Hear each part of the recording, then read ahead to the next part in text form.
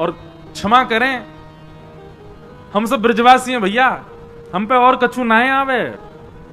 हम सबंसों ठाकुर जी की प्रीति यही मारे सबसे ज्यादा है। केवल 11 वर्ष 56 दिन की लीला है ठाकुर जी की ब्रजमंडल की, लेकिन पूरे विश्व पे भारी पड़े। काय को? पूरी कृष्ण लीला पे भारी पड़े हमारे ब्रज की लीला। काय को? क्योंकि प्रेम प्रधान है।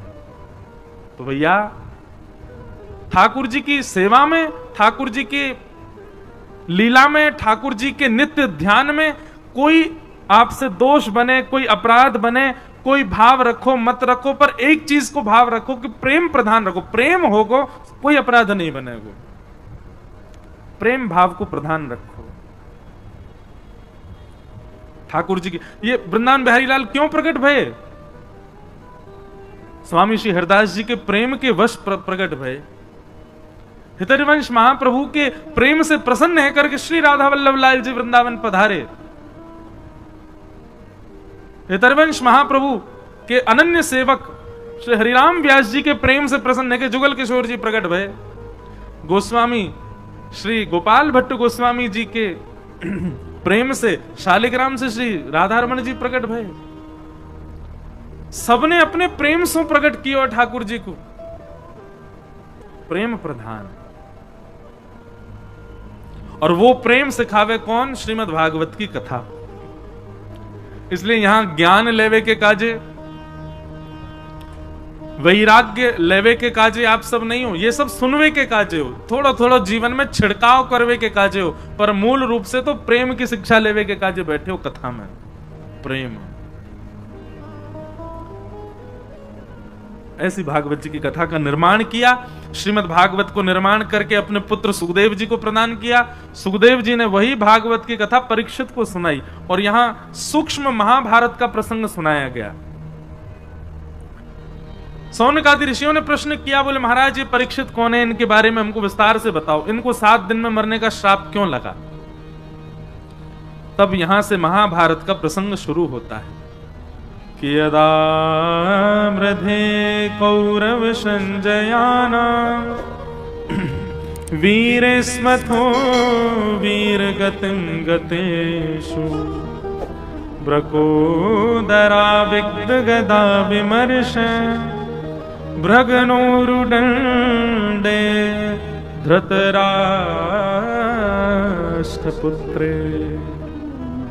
किसी का प्रश्न आया था आज कि भगवान ने अर्जुन को ही क्यों स्वीकार किया?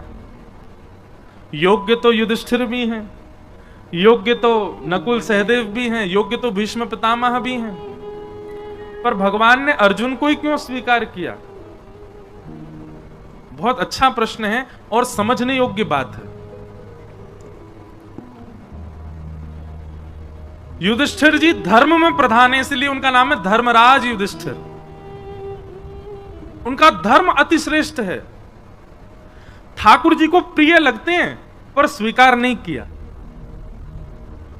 इसलिए कोई धर्म के आचरणों को ही पूरे दिन लिखते लिखते करता रहता हो कि ये धर्म में करना है, ये धर्म में करना, ठाकुर जी का प्रिय बन जाएगा, पर ठाकुर जी उसको संग रखें इतना प्रिय नहीं लगेगा ठाकुर जी को।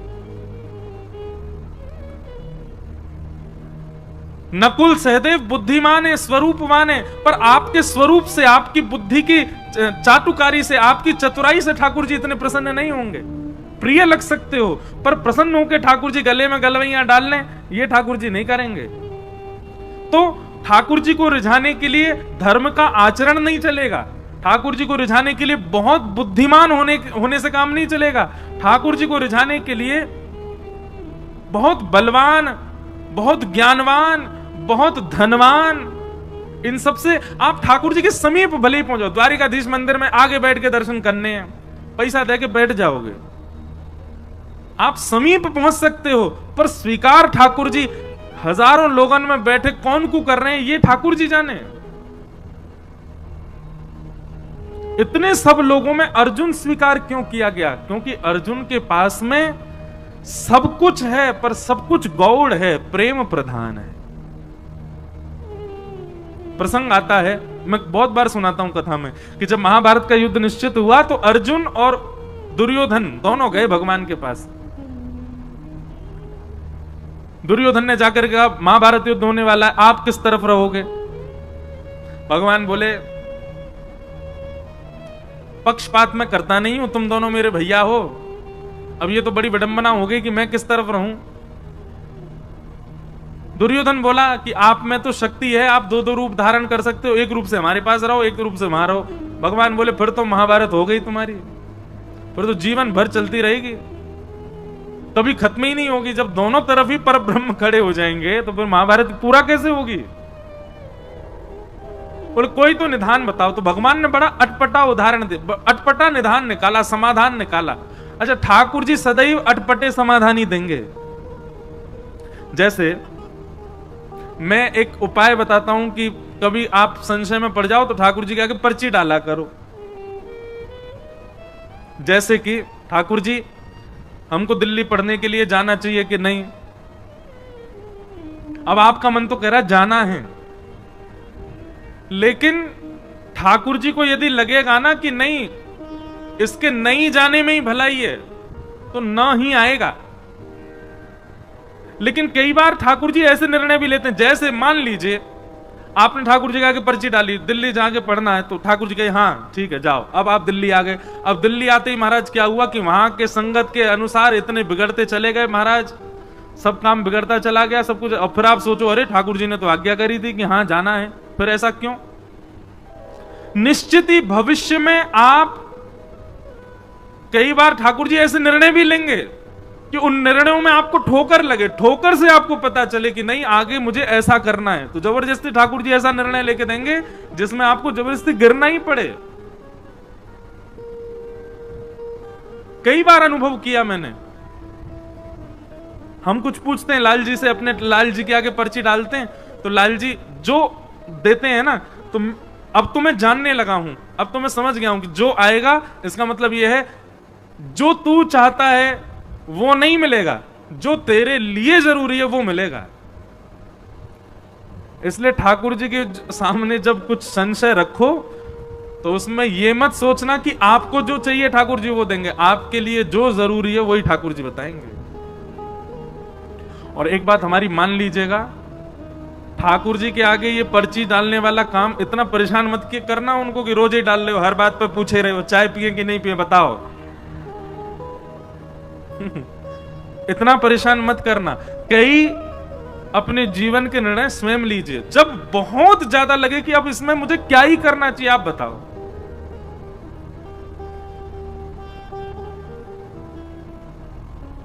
जैसे हम अभी गुरु दीक्षा नहीं देते, एक बार पर्ची मैंने मन रखा था कि जन्माष्टमी पर लाल जी से पूछेंगे, तो अचानक मेरे मन में आया कि आज जाके ठाकुर जी से पूछूं, बताओ हम गुरु दीक्षा देंगे। बहुत सारे लोग आते हैं कि दें। अब कभी कभी मन में कई एक तो मुझे ऐसे मिले, वो कह रहे वो आप चाहते नहीं हो कि हम भक्ति मार्ग में आगे बढ़े, इसीलिए हमको दे नहीं रहे हो। मैंने भैया ऐसे मत कहो, कुछ भाव है इसलिए नहीं दे रहा। तो ठाकुर जी से हम पूछने गए, तो जैसे ठाकुर जी के आगे पर्ची डाली, उठाई तो उसमें आ गया नहीं अभी मत दो। हमने जाके अपने पिताजी को बताई, पिताजी ठाकुर जी अभी मना कर रहे हैं दीक्षा देवे की। पिताजी ने समय देखा, बोले 2 बज रहे हैं लाला दोपहर के, और ठाकुर जी के गैया चरावे को समय है। ठाकुर जी अपनी गैयान को हाँक रहे हैं, तू पर्ची डाल के उनको परेशान कर रहा हो, तो गुस्सा में कहिए नहीं ले जा। बोले जब ठाकुर जी बिल्कुल बैठे हो, आराम कर रहे हो, कोई काम नहीं हो, लाल जी लीला में ही रहते हैं ना, आपको देखने में लग रहे हैं कि वो सिंहासन पर लीला चल रही है ठाकुर जी की। इस समय ठाकुर जी गैया चरा के लौट रहे होंगे, अब कितने बज गए 6 बज गए, आ गए, अब फल पा रहे होंगे। और फल पा करके फिर यशोदा मैया पहुंचेगी, ठाकुर जी के हाथ पामन को पहुंच के फिर आरती करेगी, अरे मेरो लाला आएगो, गैया चरा के आयो। फिर ठाकुर जी सब बताएंगे, आज मैया वो गैया ने ऐसी लात मारी मेरे तो यहाँ लग गई, माँ गयो मैया वहां ऐसे बनचर जीव मिले, सब मैया से बतियामेंगे, फिर मैया को बताएंगे आज कहा पावे को मने, फिर पावे बैठेंगे। ऐसे ठाकुर जी की लीला तो चलती रहती है, कभी विश्राम नहीं होती। मेरे आपके लिए हमें ऐसा लगता है कि ठाकुर जी जड़वत हमारे सामने बैठे हैं, पर यही प्रेम स्वरूप यदि आपके चित्त में आ जाए तो आप जब देखोगे तब लगेगा कोई लीला चल रही है। इस समय ठाकुर जी किसी लीला में, हमारे पिताजी बोले कि लीला में ठाकुर जी अभी गैया चरावे गए, तू पर्ची डाल लो है। बोले जब ठाकुर जी अनवसर में हो, कोई काम ना कर रहे हो, तब डालियो। तो पर्ची डालने का, कोई भी बात पूछने का सबसे बढ़िया समय रात्रि में, जब ठाकुर जी शयन में जा रहे हो, तब ठाकुर जी को भोग लगावेगा, तब पर्ची डालो।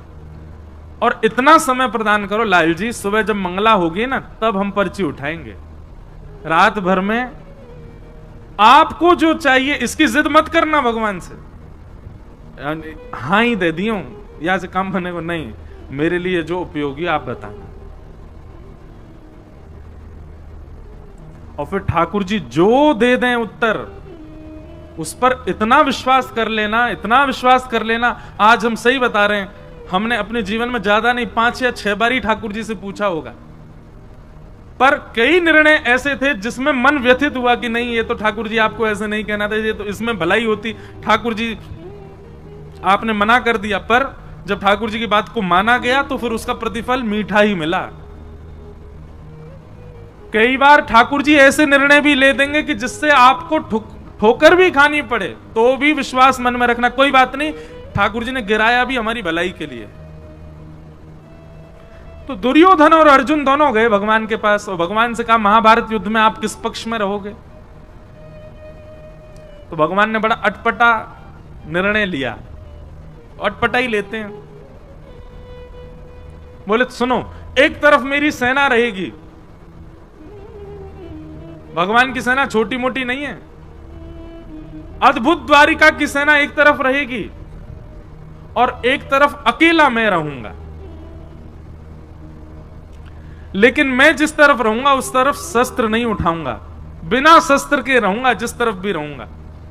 तुम लोग मुझसे बाद में मत कहना कि भाई तलवार उठाओ, धनुष उठाओ, भाला उठाओ, जे उठाओ, कुछ नहीं, खाली हाथ रहूंगा। एक तरफ मेरी सशस्त्र सेना और एक तरफ अकेला बिना शस्त्र का मैं। अब दोनों चूज कर लो, कौन मुझे ले जाएगा, कौन सेना को। तो निश्चित है, मैं और आप भी अगर दुर्योधन की तरफ होते तो हम भी भगवान को ठुकरा देते। नहीं मांगते हम ठाकुर जी को।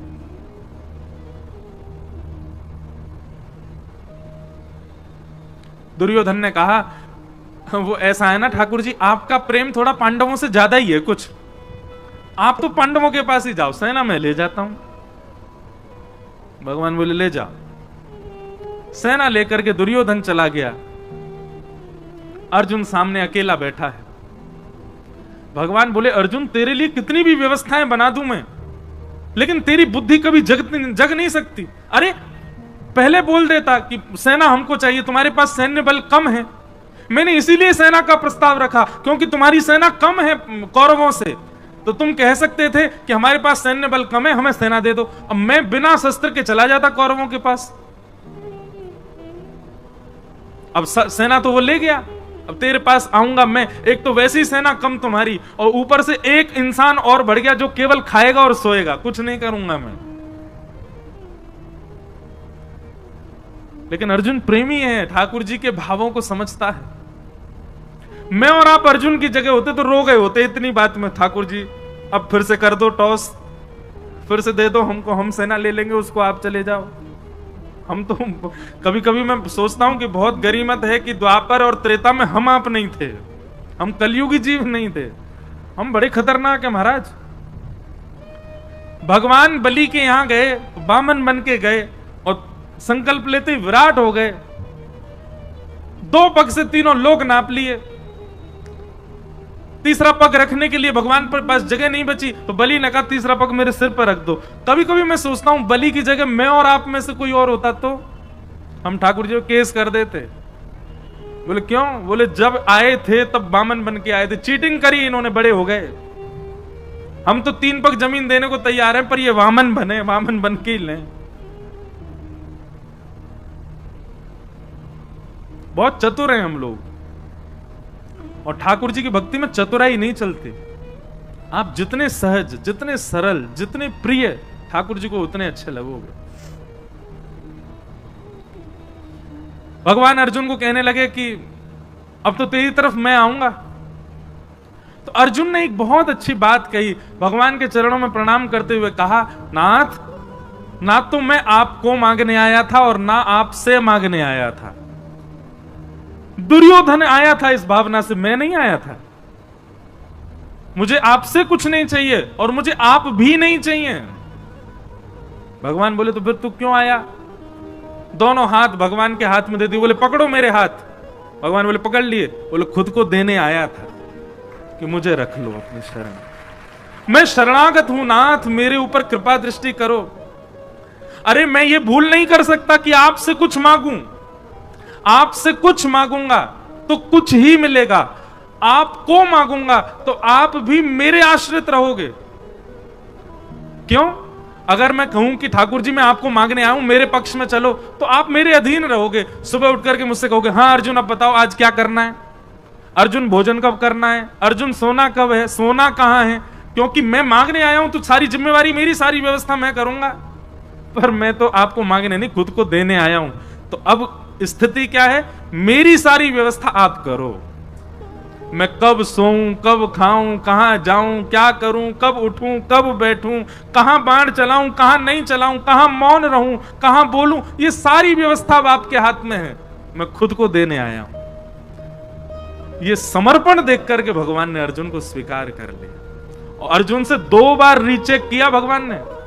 भगवान बोले अर्जुन केवल बोले मत, देख ले मैं कुछ भी आज्ञा कर सकता हूं। अर्जुन कहता करिष्ये वचनम तव, आप करके देख लेना, आप जो आज्ञा करोगे करूंगा। भगवान बोले फिर सोच ले, मैं कुछ भी आज्ञा कर सकता हूं। भगवान बोले आप करके, अर्जुन बोला करके देखो। बोले ठीक है युद्ध प्रारंभ होने दे। और युद्ध में भगवान ने महाराज अर्जुन के कमर तोड़ के रख दी। ऐसी ऐसी आज्ञा भगवान करें।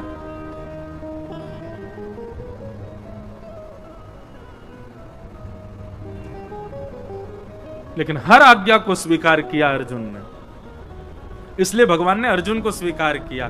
क्यों? क्योंकि बाकी सब तो ठाकुर जी से मांग रहे हैं, ठाकुर जी को मांग रहे हैं, पर अर्जुन ने तो खुद को ठाकुर जी को दिया, खुद को अर्पित किया, समर्पण किया। समर्पण किया इसलिए भगवान उसके सारथी बन गए। और सारथी का मतलब कोई भगवान की पदवी कम नहीं हो गई है, बल्कि और श्रेष्ठ। हम सबको अपना सारथी ठाकुर जी को, सारथी मतलब कौन? जो राह दिखावे, जो लेकर के चले, कहां जाना है, कहां मुड़ना है, कहां बैठना है, कहां चलना है, ये सारथी ही तो कर सकता है। सारथी के अधीन होता है पीछे बैठा व्यक्ति। हर व्यक्ति अपना सारथी श्री कृष्ण को बनावे।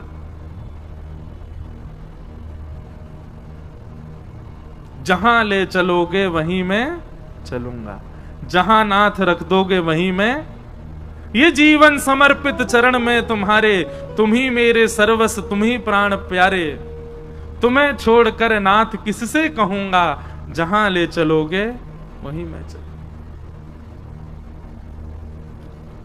हम लोग ऐसे नहीं जी सकते, हम लोग तो बड़े खतरनाक हैं महाराज। सुख संपत्ति घर आवे, कष्ट मिटे तन का, ओम जय जगदीश हरे। और अंत में गाते गाते वो तेरा तुझको अर्पण क्या लागे मेरा, ओम जय जगदीश हरे। मेरा क्या है नाथ, सब आपका ही तो है। भगवान कहेंगे लाओ चलो वापस करो हमको, ये घर, ये दुकान, ये गाड़ी सब मेरी है, लाओ सब द्वारिकाधीश को अर्पित करके आओ। अरे ठाकुर जी वो तो आरती में लिखा इसलिए गा रहे थे हम, ऐसे थोड़ी कि आपको सब ले ही लेना है। अर्जुन जैसा समर्पण नहीं है हमारे पास, अर्जुन जैसा समर्पण लाओ। भगवान ने एक बार कह दिया तो ना, हां तो हां, ऐसा समर्पण था अर्जुन का। इसलिए भगवान ने अर्जुन को स्वीकार किया। कोई समर्पित हो अर्जुन के भांति। और एक बात मैं कथा में कहा करता हूं, भैया अगर आपकी इस कथा को सुनकर के मन में आ गया हो कि हम भी अर्जुन की तरह समर्पित होंगे, तो पहले ही ध्यान रखना, कस करके सीट बेल्ट बांध लेना अपने जीवन रूपी हवाई जहाज में। क्योंकि जैसे ही आप ये निर्णय लोगे कि अब जो ठाकुर जी जो कहेंगे हम वही करेंगे, ठाकुर जी जो देंगे वही पाएंगे, ठाकुर जी जो चाहेंगे वही होगा, तो फिर बहुत ऊंची विमान की ऊंचाई होगी, रोलर कोस्टर जीवन बन जाएगा। कब ऊपर, कब नीचे, कब यहां, कब वहां, कब महाराज झकझोर के फेंक देंगे ठाकुर जी। लेकिन कभी छोड़ेंगे नहीं। एक बार यदि कोई समर्पित हो गया तो निश्चित है ठाकुर जी उसके साथ खेलेंगे बहुत, पर उसका हाथ छोड़ नहीं सकते।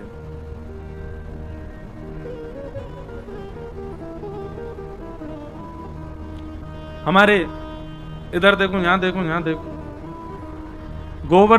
गोवर्धन में विराजमान थे पंडित श्री गया प्रसाद जी महाराज, नाम सुना?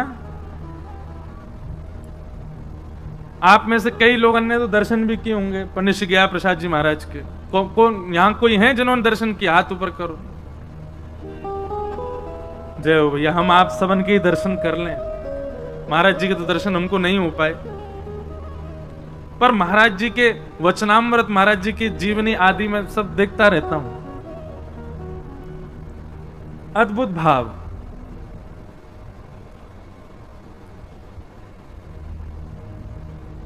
सब लोग सावधानी से कथा सुनो, कोई आए कोई जाए, आप तो बस भाव से सुनो कथा। पंडित जी महाराज की वाणी में एक बात बड़ी बढ़िया लगती थी। पंडित जी से किसी ने निवेदन किया कि पंडित जी, ठाकुर जी बहुत पीड़ा दे रहे हैं, ठाकुर जी बहुत परीक्षा ले रहे हैं, ठाकुर जी जीवन में बहुत संकट दे रहे हैं, आप कछु आज्ञा करो। कहा करूं, जो काम करूं सब बिगड़ जाएं, घर परिवार में कछु बन नहीं रहे हो, पत्नी मान नहीं रही है, बच्चा सुने ना है, हे पंडित जी महाराज कछु आज्ञा करो।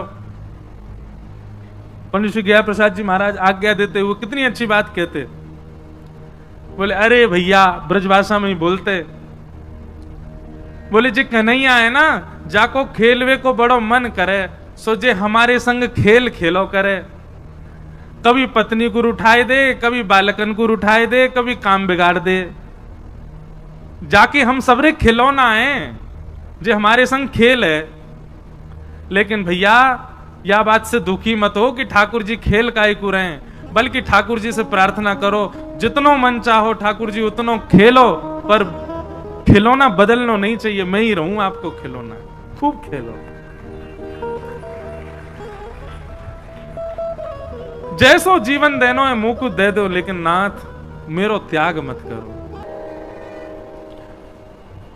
अभी अभी एक भाव मन में आ रहे हो कि हम सब गा रहे हैं कि हरि जी मेरे अवगुण चित ना धरो। मेरे अवगुणों को ठाकुर जी आप देखना नहीं। तो मानो ये पंक्ति गानी प्रारंभ करी तो पहले पूज्य गुरुदेव भगवान आए, फिर पूज्य श्री रसिया बाबा महाराज आए, भगवती प्रसाद गंधर्व जी आ गए। तो मानो ठाकुर जी ने 3 महापुरुष भेज के प्रमाणित कर दियो, ना धर रो अवगुण तेरे चित्त में, तू चिंता मत करे। ये 3 वैष्णवन को भेज करके ठाकुर जी मानो ये कह रहे हैं कि भैया आप प्रत्यक्ष प्रकट है कि ठाकुर जी ना कहेंगे कि तेरे अवगुण में ना देख रहो, ना विचार कर रहो। तो यही भाव से मानो ठाकुर जी प्रमाणित कर रहे हो, कोई बात ना भैया, क्षमा किए, तेरे अवगुणन पे मेरी दृष्टि ना है, तू आनंद कर। तो ऐसी भावना है।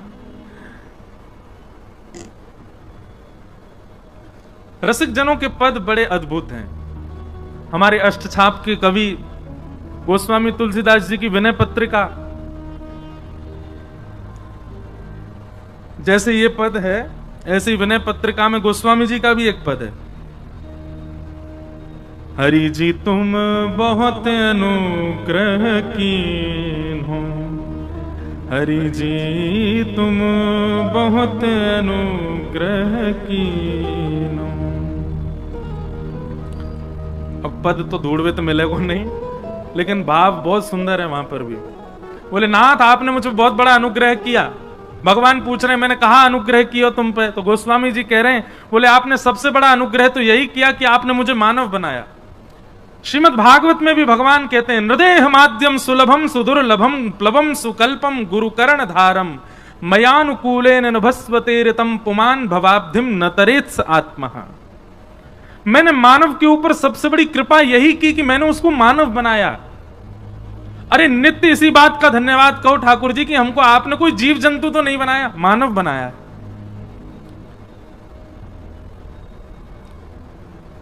गोस्वामी जी का वो पद बहुत सुंदर है, उसमें गोस्वामी जी कहते हैं आपने बहुत बड़ी कृपा की कि अत्यंत दुर्लभ मानव शरीर मुझको प्रदान किया। पर ठाकुर जी हम एक अनुग्रह और आपसे चाहते हैं, एक अनुग्रह और कर दो। भगवान कह रहे हैं अब क्या चाहिए? तब गोस्वामी जी कहते हैं कि संसार रूपी विषय सरोवर में मेरी मन रूपी मछली घूम रही है। बहुत ध्यान से सुनना, संसार रूपी विषय सरोवर में मेरी मन रूपी मछली डोल रही है। कभी या मन रूपी मछली को मन पानी पूरी पे अटक जाए, कभी डोसान पे अटक जाए, कभी लस्सी पे अटक जाए, कभी ब्रजवासी पेड़ा पे अटक जाए, कभी कहीं अटक जाए, कभी पल्ली गरी वारी पे अटक जाए, कभी छतवारी पे अटक जाए, कभी कहीं अटक जाए। हे ठाकुर जी, हमारी मन रूपी मछली संसार रूपी विषय सरोवर में घूम रही है। भगवान बोले तो हम क्या करें? बोले जिस प्रकार मछली पकड़ने वाला एक बांस में धागा डाल करके सरोवर के तट पर आकर के बैठता है और उस धागे में एक एक कुछ सामग्री लगा करके उसको नदी में फेंक देता है, सरोवर में फेंक देता है और फेंक करके मछली पकड़ने की प्रतीक्षा करता है, बैठ करके खड़ा रहता है वहीं पर ही। भगवान बोले तो बोले नाथ, ऐसे ही आप अपनी कृपा रूपी वंशी लेकर के और अनुग्रह रूपी वो धागे में कछु कृपा बांध करके या विषय रूपी सरोवर में छोड़ दो। भगवान बोले तुम क्या करोगे? बोले आप खड़े खड़े इंतजार करो, विषय में घूमते घूमते घूमते घूमते जा दिन मेरो मन रूपी मछली आपके वह कृपा रूपी सामग्री से आकर के टकरा जाए, जैसे ही वह कांटे में फंस जाए, सोई रस्सी खींच करके मुंह को बाहर निकाल ली हूं। अब सुनने में तो आप लोगों को बड़ा सामान्य लगा, लेकिन ये भगवान को आज्ञा क्या दी जा रही है? आप आकर के सरोवर पर इस विषय रूपी नदी में कृपा रूपी डोर से अनुग्रह रूपी रस्सी डाल करके बैठे रहो, प्रतीक्षा करो। मैं यत्न नहीं करूंगा आपके पास आने का, आप बस कृपा रूपी रस्सी डाल के बैठे रहो। काओ दिना गलती से मैं टकरा जाऊं सो मुंह को बाहर निकाल लिया।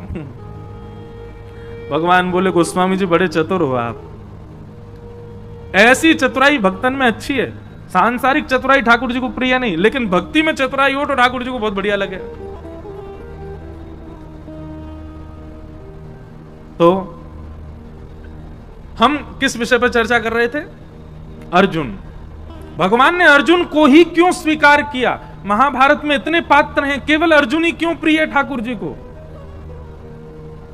क्योंकि अर्जुन ने पूर्ण समर्पण किया है।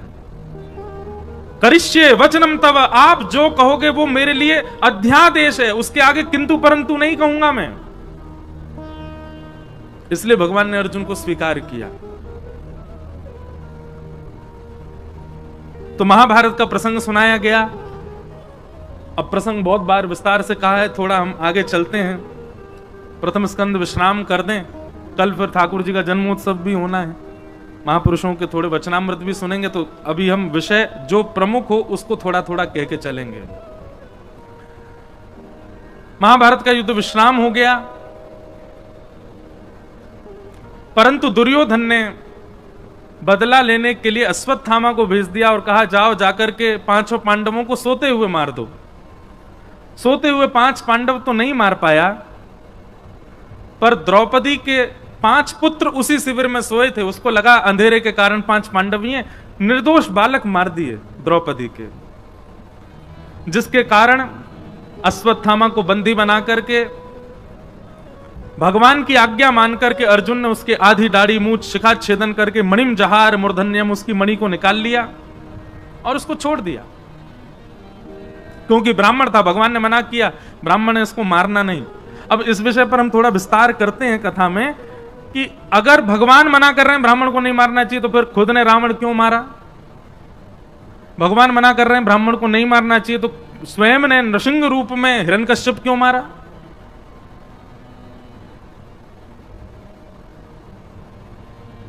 और जब स्वयं ने ब्राह्मण के रूप में ब्राह्मण का भी वध किया है, हिरण्यकश्यप का भी वध किया है, तो फिर आज अर्जुन से क्यों मना कर रहे हैं ब्रह्मबंधुर्न हंतव्य?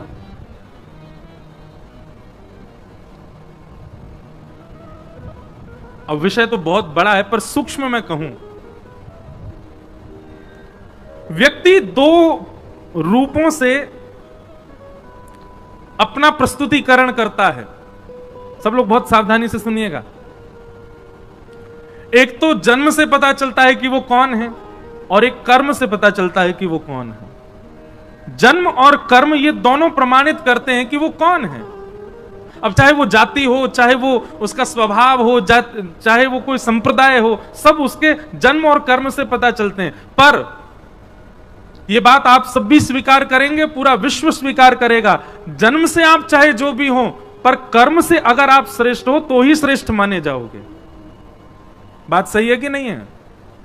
अब जन्म से भले ही आप खूब ऊंचे कुल में हो, खूब श्रेष्ठ कुल में हो, अच्छे जाति में हो, अच्छे संप्रदाय में हो, अच्छे नाम गोत्र में जन्म लिया, लेकिन स्वभाव से बिल्कुल विपरीत हो। जैसे रावण पुलस्त ऋषि के खानदान में है, ब्राह्मण कुल है, सारस्वत ब्राह्मण है, और विस्तार तो और क्या क्या है ये सब तो सब विद्वान जाने, पर स्वभाव आज तक जलाया जाता है। रावण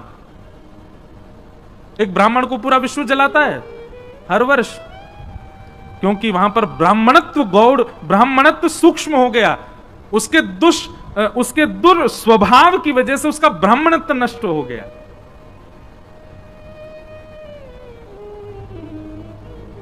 जन्म से और कर्म से हमारा स्वरूप पता चलता है। रावण भले ही ब्राह्मण है, लेकिन रणभूमि में शस्त्र हाथ में लेकर के खड़ा है, और शस्त्र धारण करने का अधिकार क्षत्रिय का है। और रणभूमि में, क्षमा कीजिए, सामने जो आएगा वो शत्रु है, उसकी मृत्यु तो निश्चित है। इसलिए वहां पर यह नहीं देखा गया कि वो ब्राह्मण है, सशस्त्र खड़ा है। शास्त्र हाथ में होने चाहिए ब्राह्मणों के, तो शस्त्र नहीं, वो शस्त्र लेकर के खड़ा है और रणभूमि में खड़ा है, युद्ध भूमि में खड़ा है। और उसके बाद एक पर स्त्री को बंधी बना करके, अपहरण करके खड़ा है, पूर्ण रूपेण अपने ब्राह्मणत्व का नाश कर दिया है। इसलिए ठाकुर जी ने वहां विचार नहीं किया है। और रही बात अश्वत्थामा की, आतताई है, रणभूमि में नहीं आया है। रणभूमि में अश्वत्थामा के पिता थे तो मारे गए, ये तो छिप करके एक कायरों जैसा काम कर रहा है। भगवान ने एक प्रकार से उसको ब्राह्मण कहकर के छोड़ दो, इससे कोई भलाई नहीं, इससे कोई ऐसा नहीं कि उसके ऊपर कृपा की, बल्कि अश्वत्थामा को और बड़ा दंड दिया। अगर इसको मार दोगे तो इसकी मृत्यु 2 क्षण में हो जाएगी, ऐसा करके इसको जीवित छोड़ दो कि हर क्षण मरे। बल्कि भगवान ने तो उसको और कड़ा दंड दिलवाया है। अश्वत्थामा आज भी चिरंजीवी है, आज भी जीवित है, परंतु अपने चिरंजीव होने पर, अपने अमर होने पर अश्वत्थामा को कभी प्रसन्नता नहीं होती होगी, रोता ही होगा हर क्षण। भगवान ने कहा बालकों के हत्यारे को अर्जुन मृत्यु दंड मत दो, ऐसा दंड दो कि हर क्षण मृत्यु के समान कष्ट हो और वो मरे भी ना। वो दंड भगवान ने दिलवाया। और रही बात, एक मेरी बात आप बहुत ध्यान से सुनिएगा, कई जगह ब्राह्मणों के लिए थोड़ा पक्ष आता है कि उनको ऐसा नहीं, उनके प्रति ऐसा, तो कई लोग बोलते हैं महाराज जी उनके पक्षपाती हैं क्या भगवान?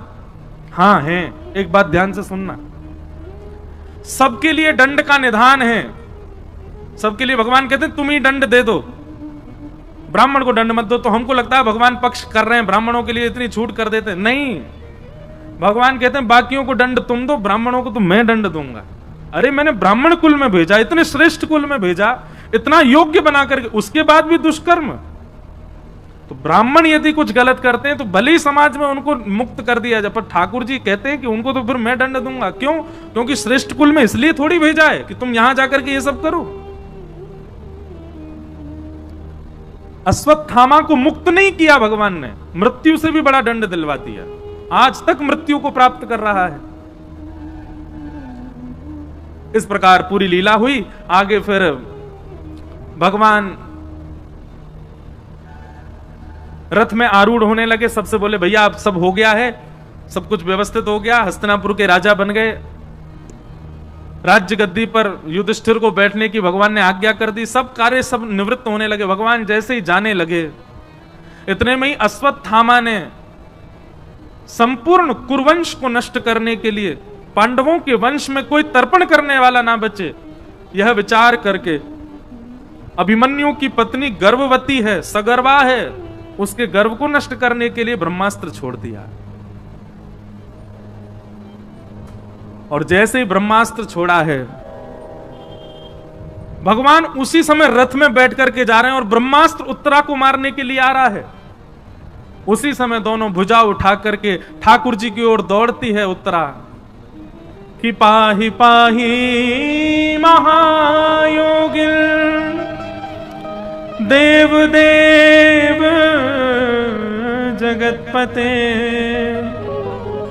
नान्यं तद्भयं पश्ये यत्र मृत्यु परस्पर।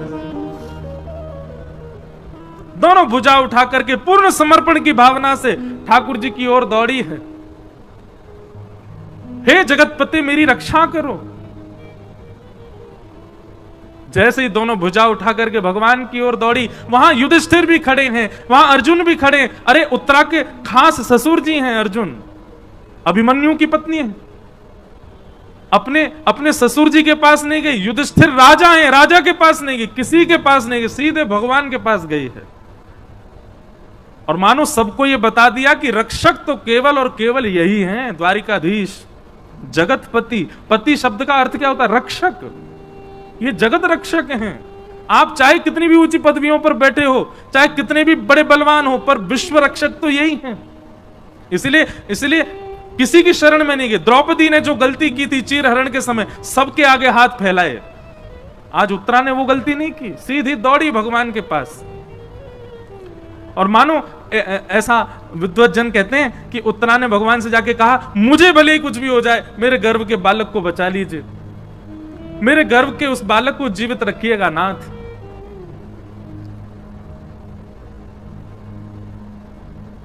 उत्तरा के इस पूर्ण समर्पण को देख करके भगवान एक रूप से तो बाहर हैं, श्रीमद् भागवत जी में वर्णन है, दूसरे रूप से अंगुष्ठ मात्र नहीं, अंगुष्ठ में जो ये नख है, इतना बड़ा स्वरूप धारण किया ठाकुर जी ने। इतना बड़ा स्वरूप धारण करके ठाकुर जी उत्तरा के गर्भ में प्रवेश कर गए और अपनी गदा को इतनी द्रुत गति से घुमाया कि आकाश से आ रहा वो ब्रह्मास्त्र आकाश में ही नष्ट हो गया। भगवान ने उत्तरा के बालक की रक्षा की।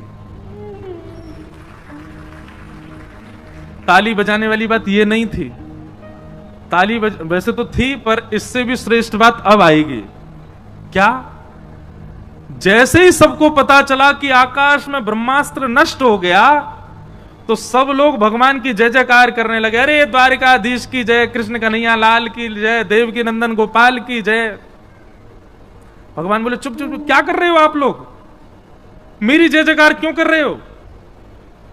बोले, लाला तुम्हारी शरण में आई तो तुम नहीं बचा ली। बोले, मैं तो तुम्हारे सामने खड़ा हूं, मैंने तो कुछ किया ही ना, मैं तो यहीं खड़ा हूं, मैं तो हिलो भी ना अपनी जगह थे। तो बोले, फिर ये ब्रह्मास्त्र कैसे नष्ट भयो? तो ठाकुर जी बोले, ये तो उत्तरा के पातिव्रत और उत्तरा के जीवन की तपस्या का फल है कि उसने अपने तप बल से ब्रह्मास्त्र को नष्ट कर दिया। बात समझे? ये ठाकुर जी का स्वभाव है। क्रिया करने के बाद भी आपको ऐसा दर्शाते हैं कि आपने ही किया था, भगवान ने कुछ नहीं किया।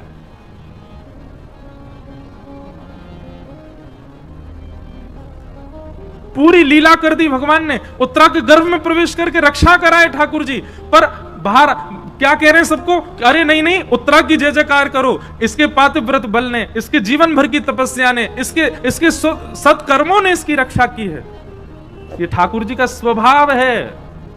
करते सब वो ही हैं, पर हमको ऐसा आभास करवाते हैं, हमको ऐसा अनुभव कराते हैं, ओहो मैंने बहुत पढ़ाई करी थी इसलिए मैं पास हो गया, मैंने बहुत मेहनत करी थी इसलिए मुझे ये वस्तु प्राप्त हो गई, मैंने बहुत धन कमा करके घर बना दिया, मैंने ये प्राप्त किया, मैंने वो प्राप्त किया। ठाकुर जी तो मंद मंद मुस्काते हैं, बढ़िया है, अपने ऊपर ही लेता रहे सबरी बात। करने वाले सब ठाकुर जी।